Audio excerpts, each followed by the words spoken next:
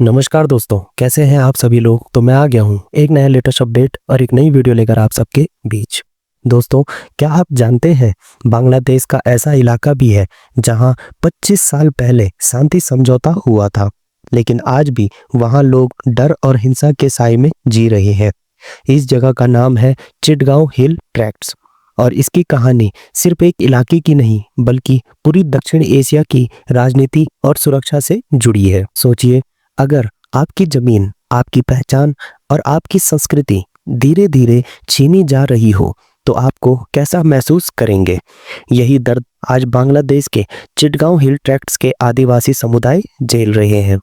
दोस्तों, अगर आप यूपीएससी या किसी भी प्रतियोगी परीक्षा की तैयारी कर रहे हैं तो आज का टॉपिक आपके लिए बहुत ही ज़्यादा इम्पोर्टेंट है, क्योंकि यह सिर्फ बांग्लादेश का मुद्दा नहीं है दोस्तों, बल्कि इसमें छुपे हैं अंतर्राष्ट्रीय संबंध, अल्पसंख्यक अधिकार और क्षेत्रीय शांति से जुड़े कई सवाल।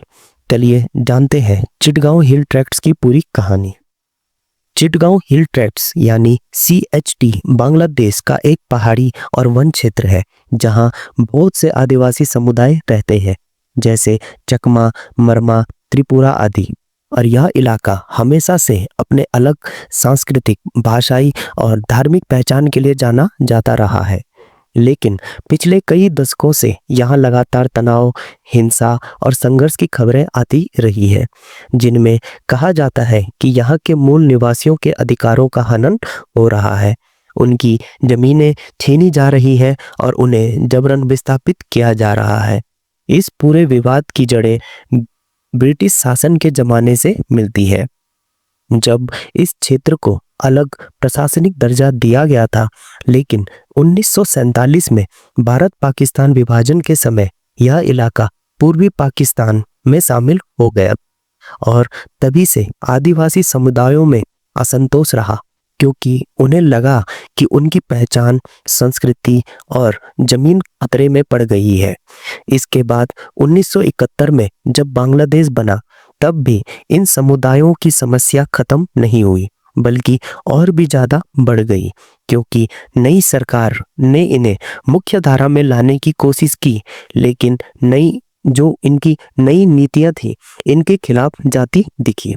कहा जाता है कि 1979 से 1983 के बीच लाखों प्लेन सेटलर्स यानी मैदानों से आए लोग यहाँ बसाए गए, ताकि यहाँ की जनसंख्या संरचना बदल जाए और आदिवासी समुदाय अल्पसंख्यक बन जाए।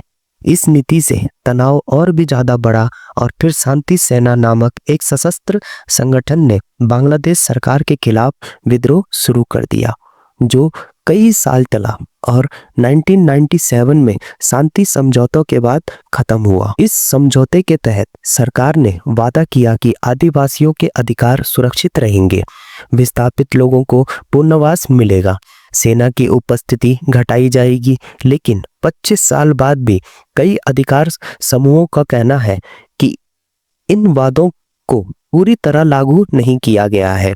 हाल ही में right and risk analysis group नामक एक संगठन ने दावा किया है कि CHP में कई हिंसक घटनाएं हुई हैं, जिनमें आदिवासी लोगों के घर जलाए गए, संपत्ति लूटी गई और कई लोगों की हत्या हुई।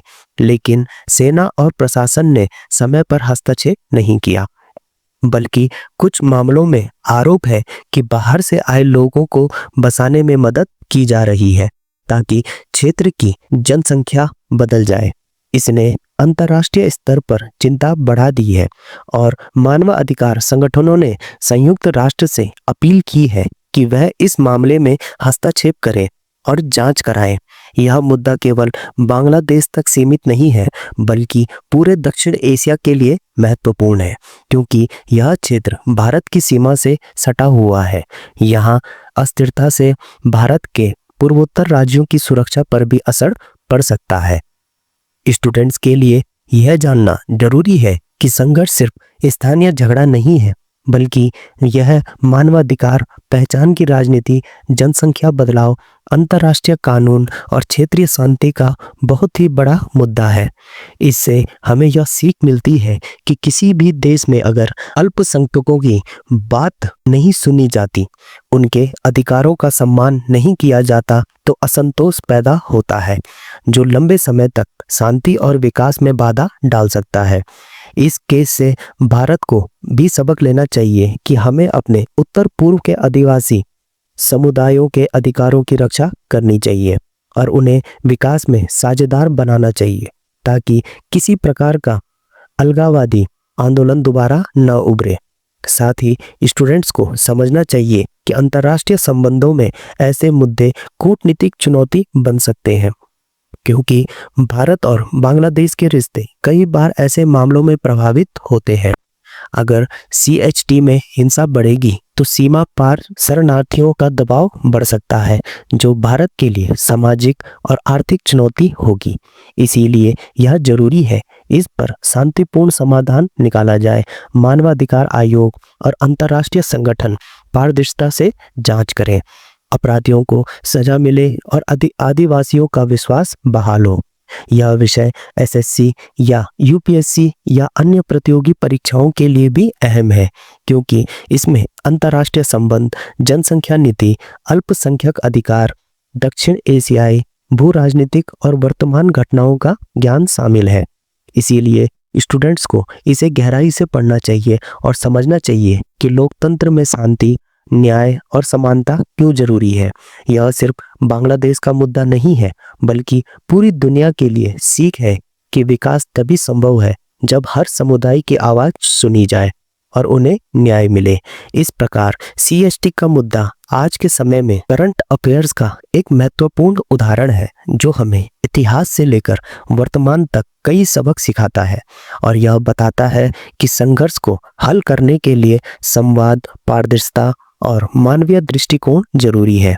हमें यह समझना चाहिए कि किसी भी क्षेत्र की स्थिरता सिर्फ सैन्य बल से नहीं, बल्कि विश्वास, विकास और न्याय से आती है, और यही बात छात्रों को भविष्य में नीति निर्माण में ध्यान रखनी चाहिए। अब आपकी नज़र में 1997 के शांति समझौते को लागू न हो पाने की सबसे बड़ी वजह क्या है? राजनीतिक इच्छाशक्ति की कमी, प्रशासनिक ढिलाई या सेना की भूमिका? क्या अंतर्राष्ट्रीय संगठन को यहाँ सीधा हस्तक्षेप करना चाहिए या सिर्फ बांग्लादेश की आंतरिक जिम्मेदारी है? भारत के उत्तर पूर्व के लिए इससे क्या सबक निकलता है? क्या केवल आर्थिक विकास काफी है या सांस्कृतिक, राजनीतिक अधिकारों की गारंटी भी उतनी ही जरूरी है? तो दोस्तों, अपनी राय कमेंट बॉक्स पे जरूर लिखें। तो दोस्तों, आज के लिए इतना ही। मिलता हूं मैं दोबारा आपसे नए एक लेटेस्ट अपडेट के साथ और एक नई वीडियो के साथ। तब तक जुड़े रहिए। धन्यवाद।